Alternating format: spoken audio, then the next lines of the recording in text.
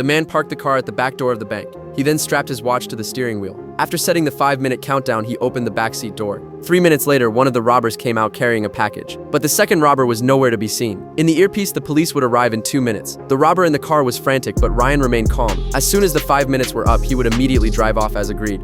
Fortunately, the second robber arrived just in time. Ryan floored the gas pedal and fled the scene. But they didn't get far when they encountered a police car heading toward them. Ryan reacted quickly. He turned off the lights and pulled over to avoid the police's line of sight. When the police car left, he immediately followed the police car quietly. And at the right moment, he made a sharp right turn to shake off the police. However, before he could catch his breath, a helicopter locked onto them again. Ryan slammed the accelerator to the floor, speeding across the bridge. After the bridge, he turned into a tunnel, entering the helicopter's blind spot. Just as they shook off the aerial pursuit, they collided head-on with another police car. The two robbers panicked, but Ryan calmly turned off the earpiece and then switched to the live broadcast of the game. When the radio announced the game's end, he quickly drove the car into the underground parking garage at the stadium. Then he put on a hat and took off his jacket, blending in with the fans leaving the game. He casually walked past the police without drawing attention. The next day, Ryan went to work as usual. He was a movie stunt driver. The job was both tough and dangerous, but what bothered him most was the miserably low pay. So Ryan worked a part-time job at night. However, this day, Ryan received a strange request. The robbers wanted to carry out the heist in the daytime, and their target was a store. Ryan was a bit puzzled, but since the pay was extremely high, he had no reason to refuse. The next day, he took the robbers to the destination, but just after the two entered the store, a black car suddenly stopped next to Ryan. But no one got out of the car. He quickly sensed that something was wrong. At that moment, a woman walked out first, carrying a money bag,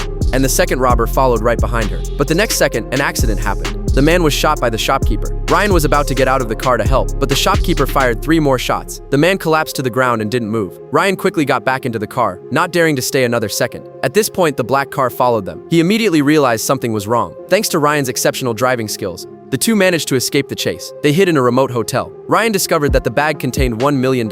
How could a small store have so much cash? What was even stranger was that the shopkeeper claimed there were no losses, and that he had already subdued the robbers. Clearly, there was something very suspicious about this operation, but Ryan didn't care about any of this, because he planned to double-cross them.